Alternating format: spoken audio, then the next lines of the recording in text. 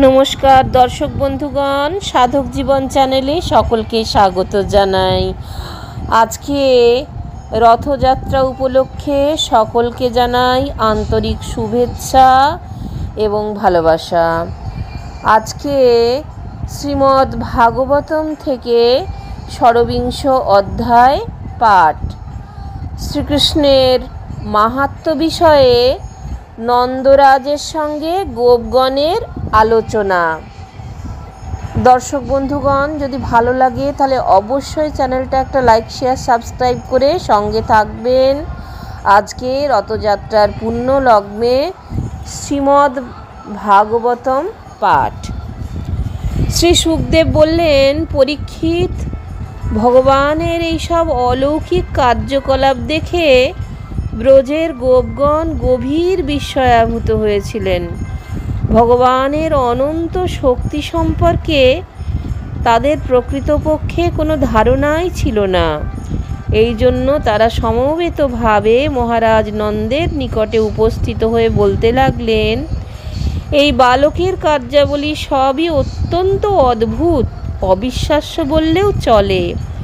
এ যে মহাপ্রভাব সম্পন্ন তাতে কোনো সন্দেহই নেই, এবং সত্যি কথা বলতে কি, এর জন্ম হওয়া উচিত ছিল কোনো উচ্চ কুলে অভিজাত কোনো বীর বংশে, সেটাই এর পক্ষে উপযুক্ত হতো। অথচ এর জন্মালো কিনা আমাদের মতো গ্রাম্য অশিক্ষিত গোপেদের মধ্যে। এটা তো এর পক্ষে মর্যাদাহানিকর, নিন্দনীয়। কি করে এটা সম্ভব হলো?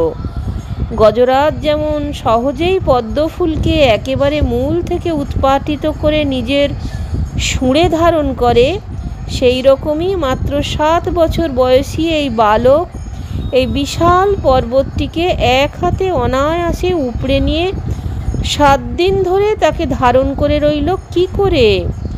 অতি ক্ষুদ্র শিশু অবস্থাতেই এ অর্ধনিমীলিত চোখে সেই ভয়ঙ্করী রাক্ষসী শক্তির বলে মহাবলীয় শ্রী পুতনার স্তন্যপানের সঙ্গে সঙ্গে তার প্রাণও শোষণ করে নিয়েছিল। যেমনভাবে কাল শরীরের আয়ুকে হরণ করে, সাধারণ মনুষ্য শিশুর পক্ষে কি তা সম্ভব? মাত্র 3 মাস বয়সের সময় একদিন এ গোশকটের নিচে শুয়ে শুয়ে কাঁদছিল, আর সেই সময় এ এত জোরে ওপর দিকে পা ছুঁড়েছিল যে ওর পায়ের অগ্রভাগের আঘাতে সেই ভারী শকটটি ভেঙে উল্টে গেছিল। তারপরে যখন 1 বছর বয়স, সেই সময় একদিন ও যখন বসেছিল, তখন দৈত্য তৃণাবর্ত ঘূর্ণি হাওয়ার রূপ ধরে ওকে আকাশ পথে উড়িয়ে নিয়ে যাচ্ছিল। তার পরিণতি কি হয়েছিল তা অবশ্যই তোমাদের সকলেরই জানা। ও তার গলা এত জোরে জড়িয়ে ধরেছিল যে তাতেই সে দমবন্ধ হয়ে মারা পড়ে। আরেকদিন মাখন চুরি করার শাস্তি হিসাবে মা যশোদা ওকে উলুখলে বেঁধে রেখেছিলেন, ও সেই উলুখলটিকেই টেনে নিয়ে 2 হাতের সাহায্যে হামা দিতে দিতে অর্জুন গাছ দুটির মাঝখান দিয়ে যাওয়ার সময় উলুখলে সেই গাছ দুটিকে আটকে গেলে প্রবল আকর্ষণে সেই বিশাল যমলার্জুন গাছ দুটি ভূপতিত হয়েছিল। বলরাম এবং গোপ বালকদের নিয়ে ও যখন গোবৎসদেরকে চড়াতে বনের মধ্যে গেছিল, সেই সময় ওকে হত্যা করবার উদ্দেশ্যে বকের রূপ ধারণ করে যে অসুর এসেছিল, ও 2 হাতে ঠোঁট দুটি ধরে বকরূপী সেই শত্রুর মুখ থেকে সম্পূর্ণ দেহটি চিরে দুখণ্ড করে ফেলেছিল।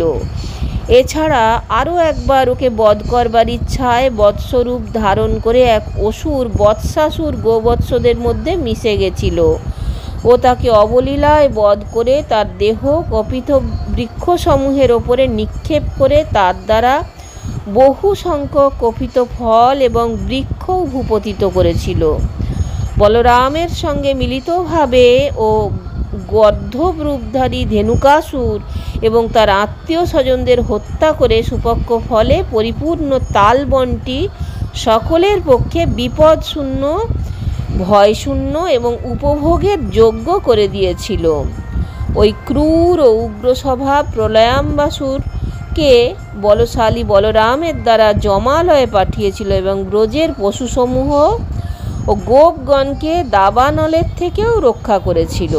যমুনা হ্রদে বসবাসকারী কালীয় নাগের মতো ভয়ঙ্কর বিষধর আর একটি হয় কিনা সন্দেহ, অথচ এই শিশু তাকে দমন করে তার দর্প চূর্ণ করে দিয়েছিল এবং তাকে বলপূর্বক সেই যমুনা হ্রদ থেকে নির্বাসিত করে যমুনার জল বিষমুক্ত করেছিল। আরও দেখুন মহারাজ নন্দ, আপনার এই পুত্রের প্রতি আমাদের সকল ব্রজবাসীরই মনে কি যে গভীর অনুরাগ জন্মিয়েছে তা বলার নয়। মনে হয় অচ্ছেদ্য অটুট এক ভালোবাসার বন্ধনে আমরা ওর সঙ্গে বাধা পড়ে গেছি।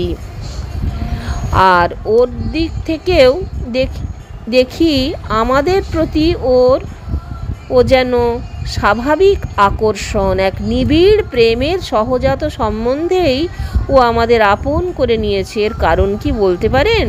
ভাবুন তো একবার, কোথায় এক 7 বছরের বাচ্চা ছেলে আর কোথায় এত বড় পর্বতকে তুলে 7 দিন ধারণ করে থাকা ব্রজরাজ। সত্যি বলছি, এইসব দেখে শুনে আপনার পুত্রের সম্বন্ধে আমাদের মনে নানা রকম শঙ্কা সংশয় জাগছে।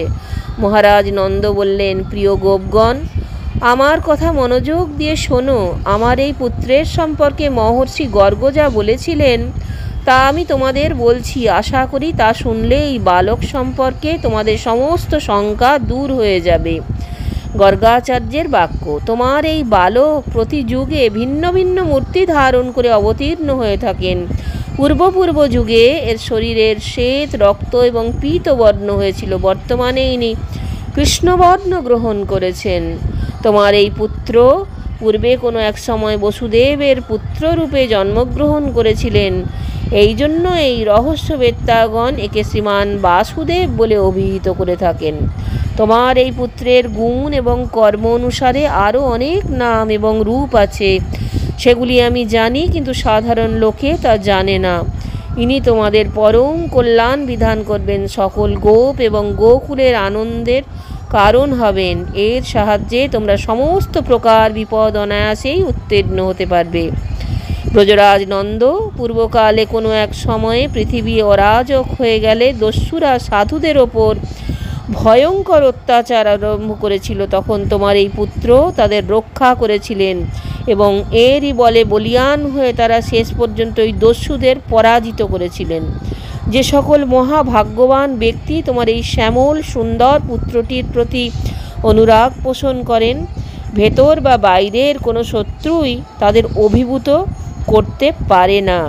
বিষ্ণুর দ্বারা রক্ষিত দেবতা, ঋষি প্রভৃতি সজ্জনদের যেমন অসুরেরা কোনো ক্ষতি করতে পারে না, হে নন্দ, গুণ, ঐশ্বর্য তথা সৌন্দর্য, কীর্তি এবং প্রভাব যেদিক থেকে বিচার করো না কেন, তোমার এই বালক পুত্রটি স্বয়ং ভগবান নারায়ণেরই সমান।